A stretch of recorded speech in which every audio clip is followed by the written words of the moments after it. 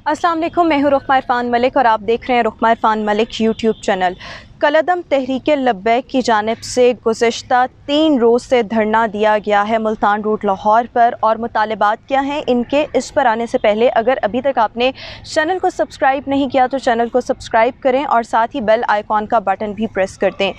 Tuesday को जब ईद मिलादुन्नबी थी, इस मौके पर कलअदम तहरीक लब्बैक की जानिब से एक जुलूस निकाला गया था और मरकज़ी जुलूस को उस वक्त ये ऐलान किया गया था कि धरने में तब्दील किया जाता है और ये धरना तब तक जारी रहेगा जब तक हुकूमत ने तहरीक लब्बैक के साथ जो मुआहिदा किया था उस मुआहिदे पर अमल दरामद नहीं किया जाता। ये मामला, इसका आगाज़ कहाँ से हुआ था? हुकूमत ने 16 नवंबर 2020 को इस्लामाबाद में फ्रांसीसी सफ़ीर की मुल्क बदरी के मुतालबे के साथ धरना देने वाली तहरीक लब्बैक पाकिस्तान के साबिक सरबरा खादिम हुसैन रिजवी से 4 निकाती मुआहिदा किया था, जिसके तहत हुकूमत को 2 से 3 माह के अंदर पार्लियामान से कानून साजी करनी थी। कानून साजी के बाद फ्रांस के सफ़ीर को मुल्क बदर करना था।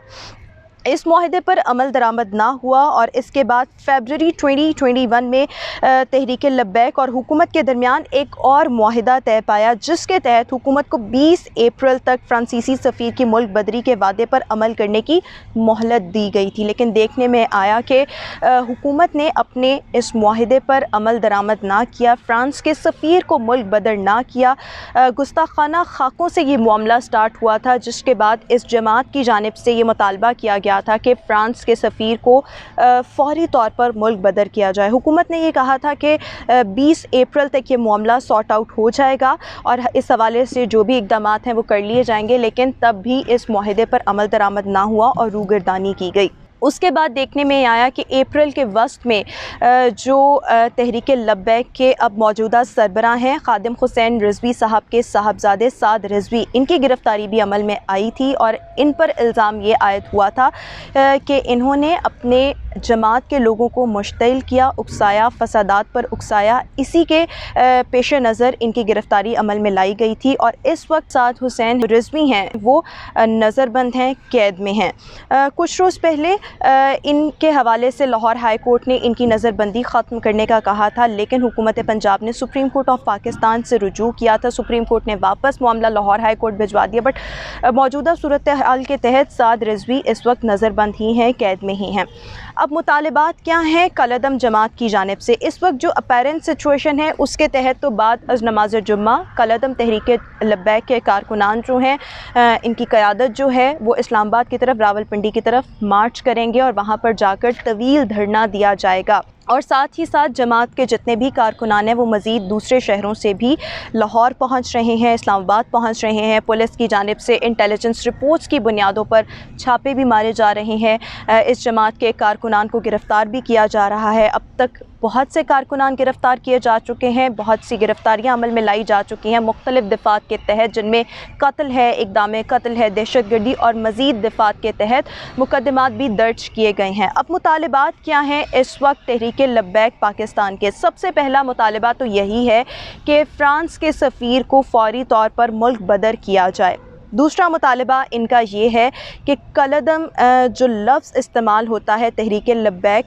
के साथ, कलअदम का लफ्ज़ हटाया जाए तहरीक लब्बैक पाकिस्तान के साथ, नाम के साथ। इसके साथ साथ एक और मुतालबा कि अब तक इनके जितने भी कारकुनान और क़यादत के लोग गिरफ़्तार किए गए हैं, उन पर जो मुकदमात हैं, दिफ़ात हैं, उनको भी ख़त्म किया जाए, कारकुनान को रिहा किया जाए। और सबसे बढ़कर जो मेन मुतालबा ये है, जिसको अभी शो उस तरह से नहीं किया जा रहा, वो ये है कि साद हुसैन रिजवी को रिहा किया जाए।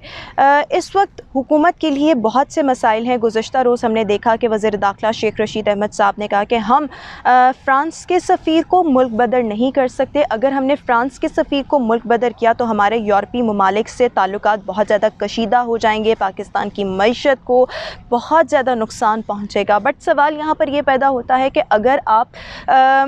इस क्लॉज़ पर अमल दरामद नहीं कर सकते थे, इस क्लॉज़ को पूरा नहीं कर सकते थे, मुआहिदे पर अमल दरामद नहीं कर सकते थे, तो मुआहिदा किया ही क्यों गया? अब एक طویل دھرنا اور بہت زیادہ مشکلات نظر آ رہی ہیں حکومت کے لیے، اور اگر یہ دھرنا طوالت اختیار کر گیا تو امکانات یہ ہیں کہ حکومت کے لیے بہت سے مسائل پیدا ہو جائیں گے۔ اس حوالے سے لوگوں کے اگر مسائل کا ذکر کریں، لوگوں کی پریشانیوں کا ذکر کریں، تو ملتان روڈ رہنے والے لوگ جو ہیں، اقبال ٹاؤن رہنے والے لوگ جو ہیں، سمن آباد لاہور میں رہنے والے لوگ جو ہیں، مختلف مقامات ایسے ہیں جہاں پر لوگوں کو شدید پریشانی کا سامنا ہے۔ obviously نقل و حمل اس وقت بہت زیادہ متاثر ہے، پھر جن لوگوں نے موٹر وے پر ٹریول کرنا ہے ان کو بہت زیادہ پریشانی لاحق ہے۔ اسی طرح راولپنڈی اور اسلام آباد کی اگر بات کی جائے تو وہاں پر اہم شاہراہوں کو بند کر دیا گیا ہے، فیض آباد کے مقام کو کنٹینرز لگا کے بند کر دیا گیا ہے، صدر کا مقام بند کر دیا گیا ہے۔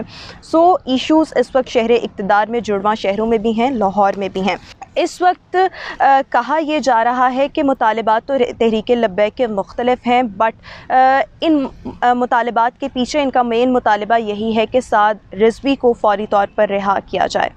لاہور میں تحریک لبیک کے مظاہرین اگرچہ یہ مطالبہ کر تو رہے ہیں کہ حکومت جو ہے وہ فرانس کے سفیر کو ملک بدر کرے، لیکن اصل میں تحریک لبیک کے جو قائدین ہیں ان کا اصل پرپز یہ ہے کہ تحریک لبیک کے سربراہ سعد رضوی کو رہا کیا جائے، اور یہ کہا جا رہا ہے کہ اگر حکومت اس دھرنے کو ختم کروانے کے لیے طاقت کا استعمال کرتی ہے تو obviously حالات جو ہیں مزید خراب ہو سکتے ہیں۔ اور ہم نے دیکھا کہ ماضی میں بھی جب اس قسم کے دھرنے دیے گئے تو شہر اقتدار جو تھا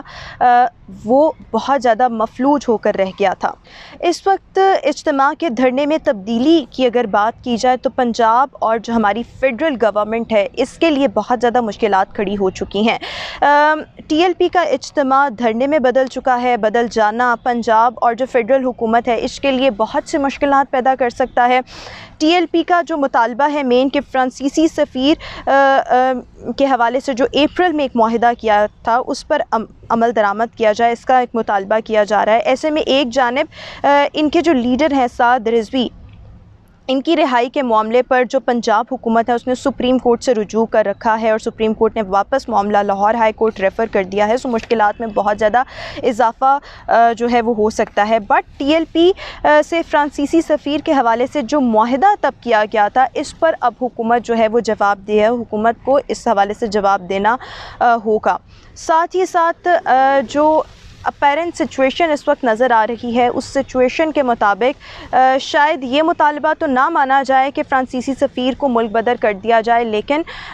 شاید حکومت کا اور تحریک لبیک کا جو معاہدہ ہو سکتا ہے وہ اس بات پر ہو سکتا ہے، اکتفا اس بات پر ہو سکتا ہے، معاملات شاید سارٹ آؤٹ اس حوالے سے ہو جائیں کہ سعد رضوی کو اگر رہا کر دیا جاتا ہے اور جتنے بھی کارکنان اب تک زیر حراست لیے گئے ہیں ان کو رہا کر دیا جائے۔ بٹ اوورآل اگر ابھی ہم سچویشن کو دیکھیں تو پنجاب حکومت کے لیے، وفاقی حکومت کے لیے بہت سے مسائل، بہت سی مشکلات ہیں۔ طاقت کا استعمال کیا جائے تب بھی صورتحال بہت زیادہ خراب ہو سکتی ہے، طاقت کا استعمال نہ کیا جائے تو نظام زندگی مفلوج ہو سکتا ہے، لوگوں کے روزگار، نقل و حمل اس وقت بہت زیادہ متاثر ہے۔ صورتحال اس وقت بہت زیادہ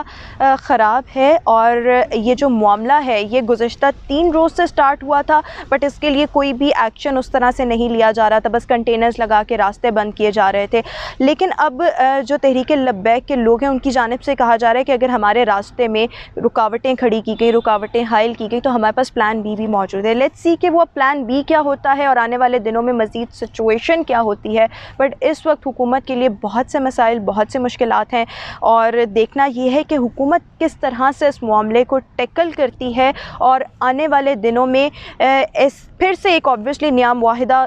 شاید ہو جائے، لیکن اس معاہدے میں اب کیا کیا چیزیں جو ہیں وہ رکھی جاتی ہیں، زیر غور رکھی جاتی ہیں، اور اس معاہدے پر کس طرح سے تحریک لبیک کی قیادت کو، کالعدم تحریک لبیک کی قیادت کو قائل کیا جاتا ہے۔